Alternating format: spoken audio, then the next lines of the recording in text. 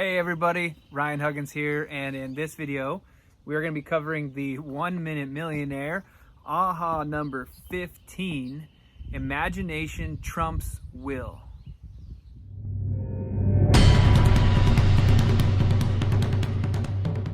Alright, so imagination trumps will, aha number 15. Almost 100 years ago, a French doctor named Emile Coué said something profound.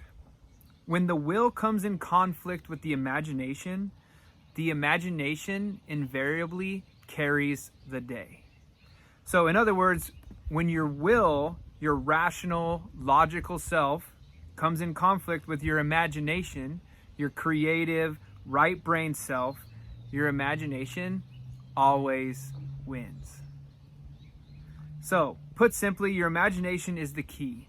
Case in point, a child told there are no monsters under the bed, but when the lights go off, the childlike imagination runs wild. If you want to calm the child, you'll have more success by appealing to the imagination than logic. So don't worry, you would want to say something in terms of this, right? Don't worry, dear, the monsters in our house aren't the kind that hurt kids. Because now their imagination is thinking that the monsters are good monsters. We only let the kind that protect kids in this house.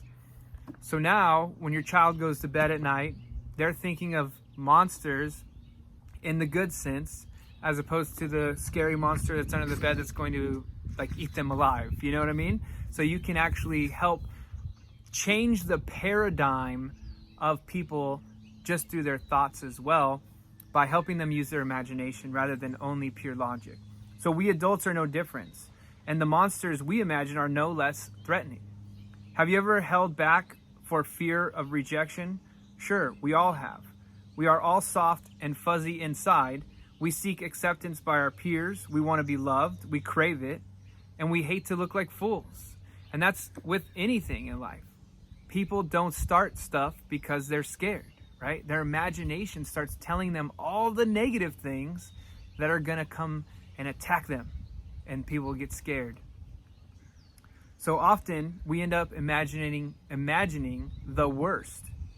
We see them turning us down, hanging up on us, refusing to do business with us. We end up mind reading, projecting thoughts into other people's minds. For example, speaking to a woman, right? You start to get in your own head. Oh, I'll bet she doesn't like me. If you're talking about a sale, or you're talking about trying to impress other people business-wise, you might be thinking, oh, he can probably tell that I'm not successful like I appear, right? Because you got a lot of people out there, fake it till you make it. And that's a real thing. But you may be faking it to where you truly believe it. You're using your imagination. But you also may be faking it to where you don't believe it, and people can sense that as well. So why don't you imagine the best? Picture yourself succeeding. See them accepting you, liking you, your ideas, your projects. Imagine people saying yes to every circumstance before going into the situation. So instead of getting in a situation where you're psyching yourself out and you're scaring yourself, psych yourself out and promote yourself in your own mind. I know you've probably all got friends. I had a friend of mine who was the most confident person in the world, right? Not the most attractive, not the most successful, but the guy got basically anything and everything he wanted because of his charisma and his confidence. It was really interesting. So you got to keep that in mind. You've got to come across, fake it till you make it, whatever you want to call it. You got to come across positive. You got to come across successful, confidence. Confidence is definitely the key. So imagine them saying yes. Imagine how good it could be. Insert positive thoughts into your mind. They probably need what I'm selling. This just might be the answer they've been looking for. Here's the point. Imagine the best doesn't always work. Here's the point. Imagining the best doesn't always work. Sometimes the worst does happen, but imagining the best works more often. And why? Because people actually do read your mind. What you think is projected through the airwaves to a person that you're meeting with. they pick it up subliminally. So if they're going to be reading your mind anyway, make sure that what they're reading is what you want them to read is positive. So imagine the best case scenario. Every time you go into a situation, how could it turn out? Like, visualize the best case scenario coming out in the end. Project the best possible outcome. That's what enlightened millionaires do. So it's really interesting. I've been doing real estate investment now for about 9 months. And when I first started, I would go meet with realtors, and there's a lot of rejection. Finding a home that you are going to be able to get for a really great deal, there's negotiations and all of that going in. But I remember going into my first couple of appointments with realtors, and I was like, oh, I don't even see my number possibly working. There's no way that the number that I have to be able to offer to make a profit on this deal is ever going to work. And I literally would be thinking that for like a day before going into this appointment. Well, a lot of that has changed because of reading and going back and thinking positive and things like that. And because of that, I've had a lot more success in reality, which is cool. And I do equate it to this. But even today, I went to an appointment. And I pre-read this last night to prepare for this video. And while reading this, I had just booked an appointment to go visit this house that I went and saw earlier. And usually I would be negative, scared, and like jittery all night, all day going to meet this appointment because I really want this house. It's a great house, it's a great deal, and it's going to be a phenomenal flip.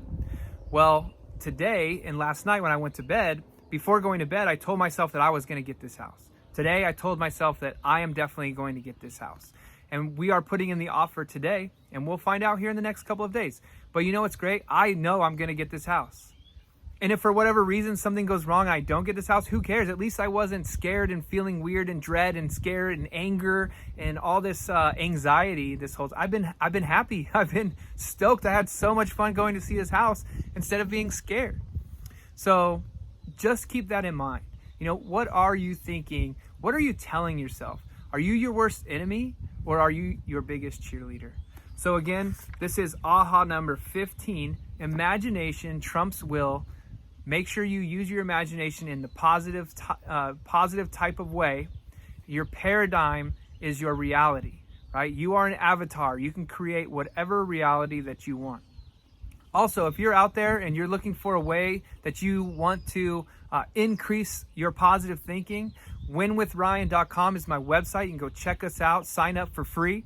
We have mental preparation. We teach people how to think properly. We have marketing and sales teachings. We'll teach you how to market and sell products online. We'll also teach you how to get leads for any business. And again, this is all for free. winwithryan.com. If you don't have a business and you're scared to start a business, you don't even know what a business is. You just are used to, maybe you're a janitor. I was a construction worker. I've done it all. Maybe you're out there and you don't even realize that you could start a home-based business and make money from home. Well, you can. And we have a blueprint. And it's really easy. So go to winwithryan.com, sign up for the free program, and I'll see you on the other side. Have a wonderful day.